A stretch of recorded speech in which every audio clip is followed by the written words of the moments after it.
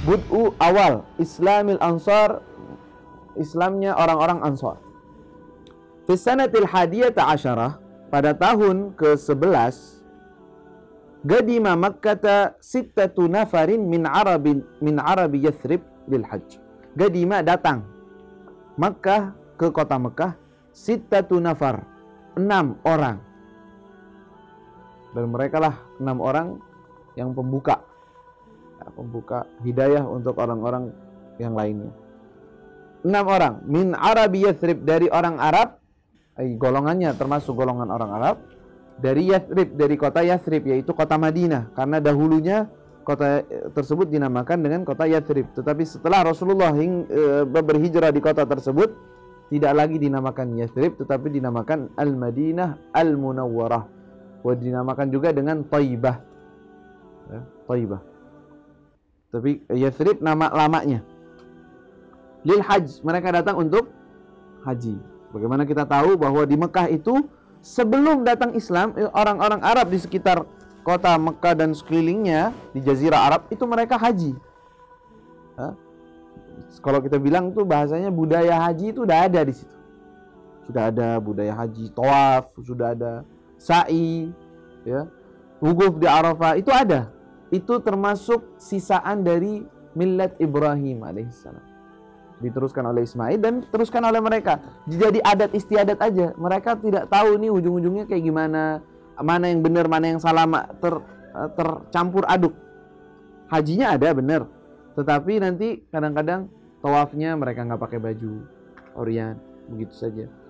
Sa'inya bagaimana, wukuf di Arafah, ada yang bilang udah kalau orang Mekah nggak perlu wukuf di Arafah. Jadi ada sesuatu yang diacak-acak sama mereka. Lalu datang Islam membenarkan bagaimana cara haji yang benar.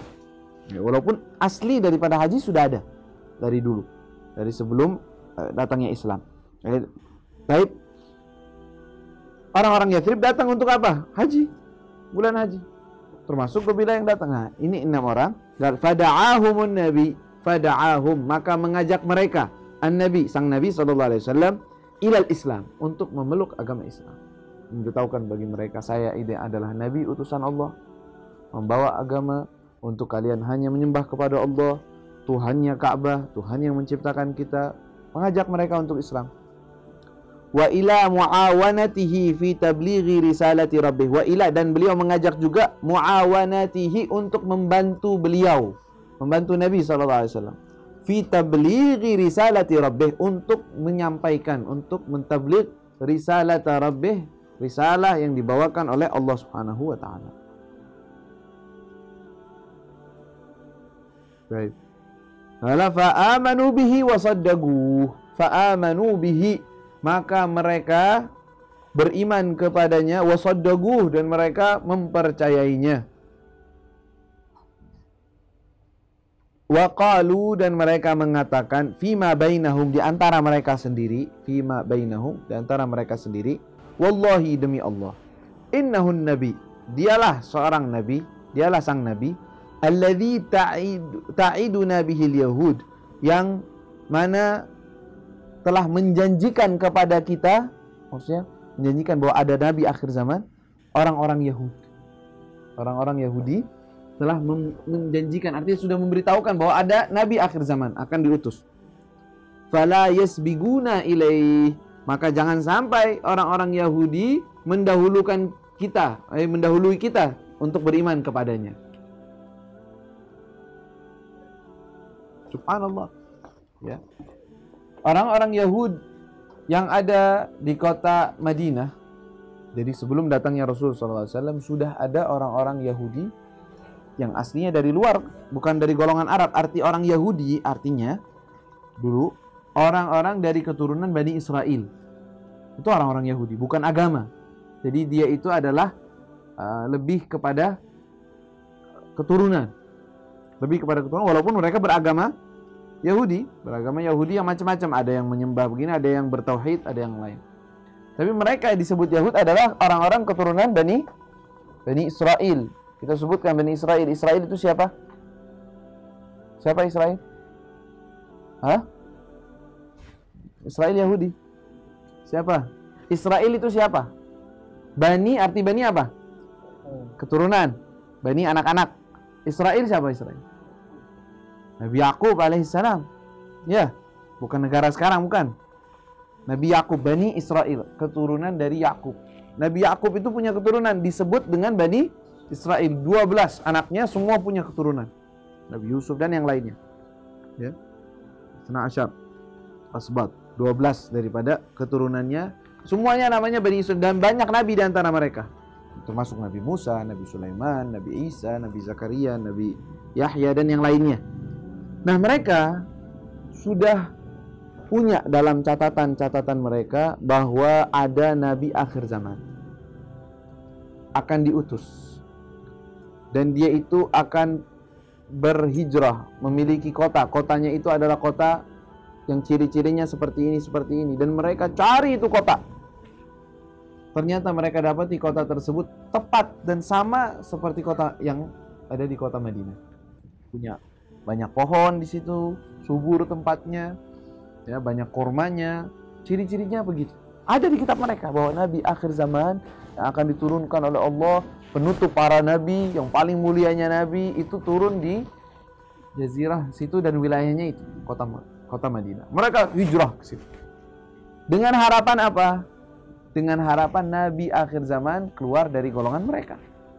Karena mereka sudah di situ, sesuai dengan janji Allah bahwa nabi akan diutus di situ, mereka yang jadi sebagaimana terdahulu banyak nabi-nabi dari golongan mereka. Nah, mereka berarti tinggal di kota Madinah. Nah, di kota Madinah sendiri ada orang-orangnya enggak? Orang-orang Arab asli dari Jazirah Arab ada, yaitu dari kabilah, 2 kabilah besar namanya kabilah Aus dan Khazraj, yaitu orang-orang Ansar nih.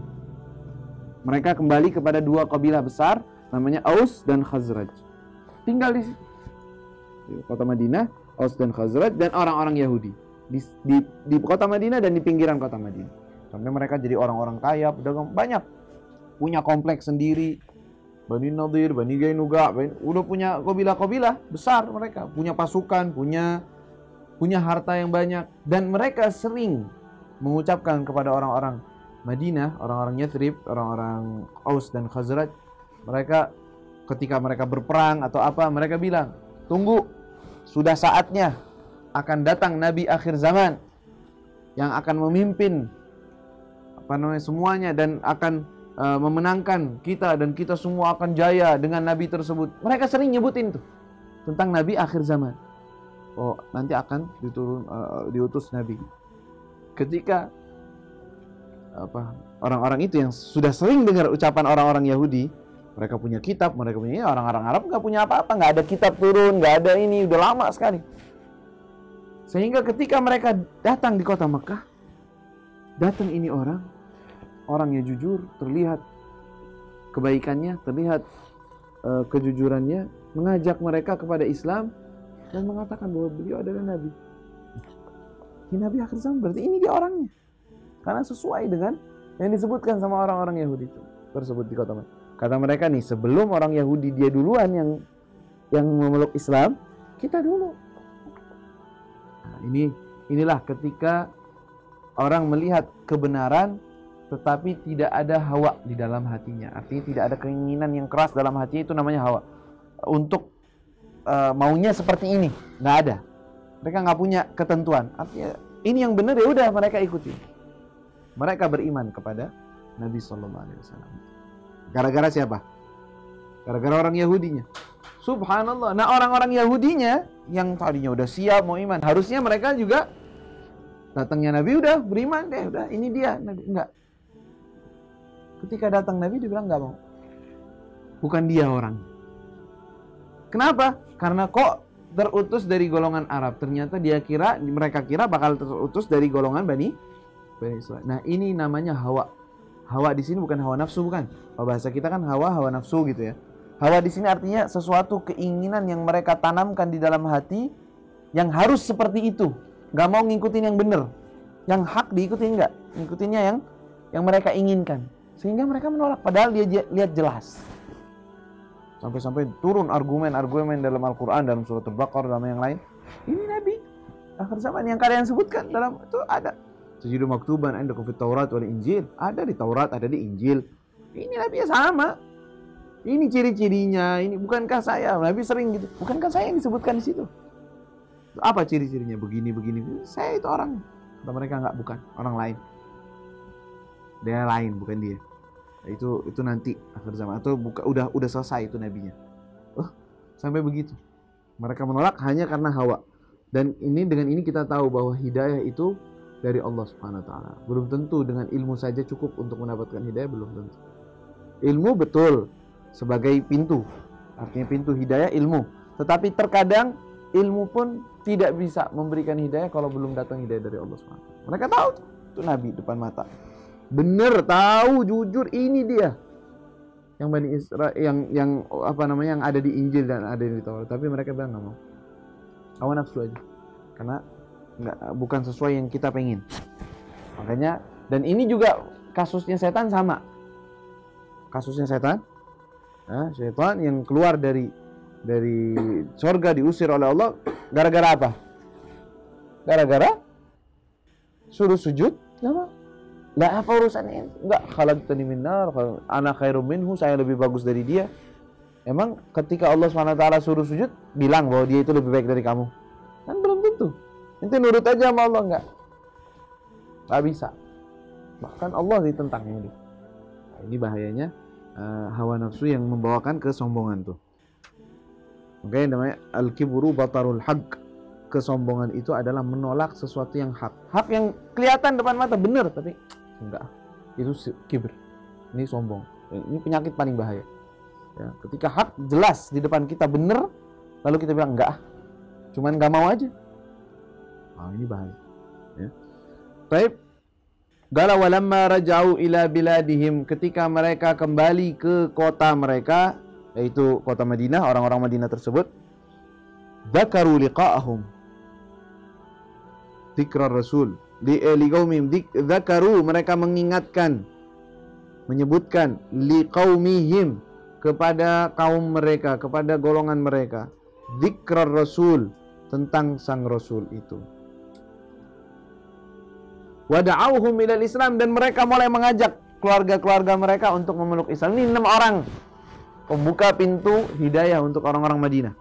Dan setelah itu lanjut kepada seluruh alam, ya, seluruh alam. Wada'auhum ilal Islam, mereka mulai mengajak keluarga-keluarga yang mereka tahu, mereka dekat, ajak kepada Islam. Fantashara dzikrahu sallallahu alaihi wasallam fil mudun. Maka setelah itu gosip, cerita tentang sang Nabi yang di kota Mekah itu di seluruh kota Madinah tersebar. Walaupun nggak semuanya meluk Islam, belum, masih mayoritasnya belum meluk. Cuman nama Nabi itu disebutin. Ya, ada Nabi akhir zaman, ada orang yang mengaku Nabi, ada orang gini, ada yang meluk Islam, ada yang enggak, ada yang cuman nggak tahu itu orang bener apa enggak, ya kan? Tapi nama Rasulullah sudah mulai tersebar.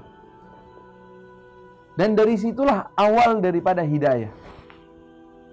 Dan ini bisa kita ambil pelajaran bahwa kalau nama Nabi, sosoknya Nabi sudah mulai tersebar di suatu golongan, maka berarti hidayah dari Allah sudah dekat untuk mereka.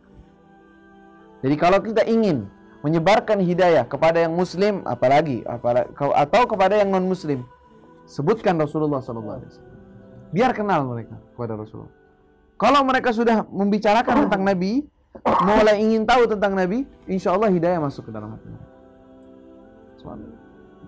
Kita lihat kejadian yang kita tidak suka kejadiannya, tetapi subhanallah memiliki athar yang luar biasa. Contohnya kejadian karikatur di Denmark waktu itu. Kita waktu itu masih di Hadramaut. Sekitar berapa tahun yang lalu tuh? Sekitar lebih dari 10 tahun. Ya. Sekitar 2006 ya. Ada yang ingat gak tuh? Kejadian karikatur. Ya, sekitar 2006 apa? Sekitar 2004. Sekitar itu. Lebih dari 10 tahun. Sekarang 2018. Kejadian itu nulis tentang Nabi. Jadi dia gambar Nabi, sosoknya itu sosok teroris. Bawa bom, bawa apa? Maksudnya menghina pada Rasulullah SAW. Dan semua umat Islam marah di seluruh dunia. Yang subhanallah, Allah subhanahu wa ta'ala jadikan ini pintu untuk hidayah untuk banyak orang. Di negeri Denmark sendiri, selain dari negeri yang lainnya, banyak yang setelah tersebarnya karikatur tersebut dan melihat gejolak di seluruh dunia, mereka penasaran tentang sosok Nabi SAW. Mereka orang-orang kafir, gak pernah kenal Nabi, gak tahu. Tapi gara-gara si orang yang nulis itu, walaupun kita gak seneng begitu ya, cuma subhanallah, ente tahu biar hidayah itu datang dari Allah SWT. Sebabnya itu, mereka penasaran, siapa sih sosok orang ini? Apa sih? Emang ada orangnya? Bener, cari mereka. Ada teknologi, ada internet, ada apa, mulai cari, mulai di buku-buku, cari. Sosok Muhammad ini siapa? Buka Islam, tahu. Banyak yang memeluk Islam gara-gara itu. Karena apa? Karena dzikrun Nabi, sebutan Nabi sudah masuk di wilayah mereka. Berarti tanda bahwa Islam akan masuk ke dalam negeri mereka. Kalau mereka sudah ingat Nabi, tahu Nabi, nah ini sumbernya Islam. Nabi itu sang pembawa Islamnya. Kalau sudah dia tersebar namanya dan ciri-cirinya, kata orangnya bagaimana, kejujurannya, mereka lihat, subhanallah, ini orang jujur, ini orang Nabi benar. Ya, tidak ada yang dibawakan seperti itu kecuali dia Nabi. Khususnya orang-orang ahli kitab tahu bahwa itu ada cerita Nabi, Nabi Daud, Nabi yang lain. Mereka punya di Injil mereka. Ternyata ini orang sama, membawakan apa yang dibawakan mereka. Ini Nabi akhir zaman, jadi mereka beriman. Ya. Jadi dakwahnya Nabi SAW, walaupun tambah Islam ditekan, tambah yang namanya dakwah Islam itu akan tersebar. Ya. Itu namanya inayah dari Allah SWT. Makanya fantasyara dzikruhu sallallahu alaihi wasallam fil mudun, pada kota-kota, pada wilayah-wilayah kota tersebut. Wa hadza huwa bud'u islami arabi Yathrib. Wa hadza, dan ini, huwa adalah bud'u, mulainya Islam, meluk Islamnya Arab Yathrib, orang-orang Arab dari golongan kota Yathrib. Nanti setelah itu akan datang pada tahun ke depannya. Ya, masih awal aja, jadi jangan buru-buru. Karena udah awal udah Islam belum, ini pada tahun 11 nemu dah. Ini awalnya nih. Makanya dalam dakwah itu jangan anggap remeh yang sedikit. Barangkali dengan yang sedikit ini jadi bukit, bener-bener. Ini Nabi SAW nggak bilang, nama orang doang, meluk Islam. Udah gitu, setahun nggak ada kabar. Terus setahun tuh. Tahun depannya nanti akan kita baca. Tahun depannya baru datang lagi mereka. Haji lagi. Tapi udah ada 12 orang. Nambah berapa itu? Nambah 6 doang. Ya, 12 orang datang. Walaupun yang memeluk Islam ada lebih dari itu. Tapi yang 12 orang mau memeluk Islam, baiat. Nah, baiat pertama tuh terjadi. Perjanjian pertama bahwa mereka mau menolong Rasulullah. Siap bela Rasul. Siap menjaga Nabi kalau Rasulullah pergi ke Madinah. Baiat pertama. Nanti datang baiat kedua. Tahun depannya lagi. Jadi dakwanya pelan-pelan, walaupun sedikit, tapi kalau sudah tertanam Islamnya, Allah SWT yang akan menyebarkannya. Nanti ada perjanjian namanya Bai'ah Aqabatul Ula, ada Bai'ah Aqabatul Thaniyah. Kenapa dinamakan Aqabah? Karena terjadinya pada suatu bukit namanya Aqabah. Bai'ah artinya perjanjian. Perjanjian mereka ambil pertama. Nanti perjanjian yang kedua, setelah itu Rasulullah hijrah ke kota Madinah. Setelah mereka mengambil perjanjian tersebut. Wallahu ta'ala a'lam.